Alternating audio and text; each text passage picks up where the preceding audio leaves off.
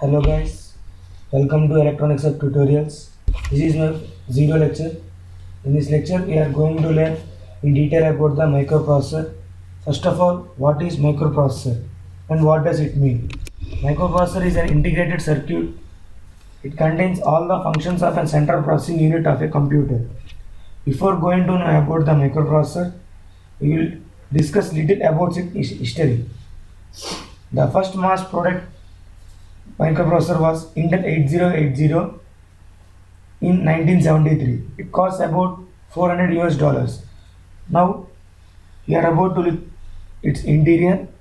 It contains clock, arithmetic logic unit, accumulator, instruction fetch, decode, program counter and memory. This is the block diagram of a simple microprocessor. Now we will discuss about every part in detail. Let's start with clock. Clock is used to control all of the logic operations. That means when we performing logical operations within the processor, clock is used to control all the operations. And we have one more function. That is, it limits the speed of the computer because the gates have to wait for the clock pulse to change from high to low or low to high depending on the component. The clock speed is measured in hertz, typically either megahertz or gigahertz. For example, a 4 GHz microprocessor performs 400 crores clock cycles per second. This is all about clock. Now coming to ALU. ALU is also known as arithmetic logical unit.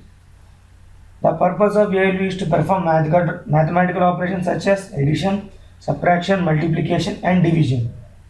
Additionally, the ALU process basically logic operations like AND or calculations, also known as arithmetic logic unit.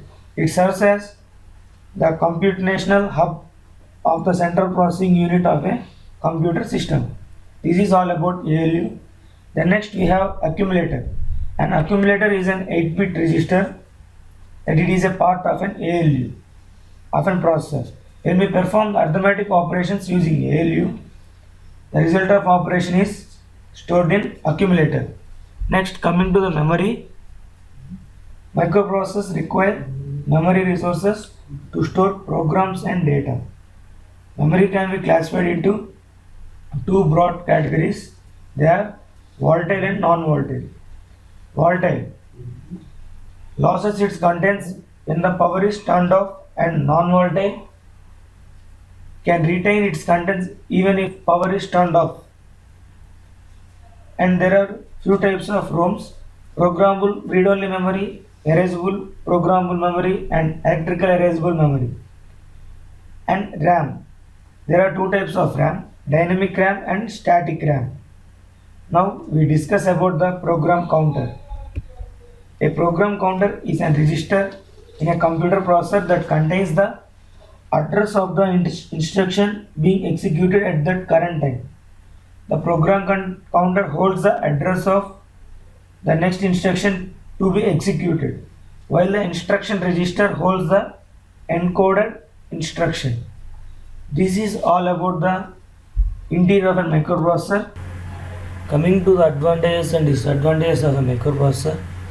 Advantages are: microprocessor is very high speed and designer can decide the amount of RAM and ROM that is required for a particular microprocessor, and microprocessor can handle the complex calculations.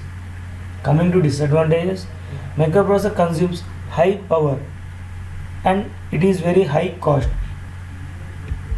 And coming to the applications of a microprocessor, microprocessor are used in calculators, accounting systems, games machine, complex industrial controllers, traffic lights and military application, and also in 7-segment display, etc. This is all about microprocessor. Thanks for watching our video. Please like, subscribe and comment.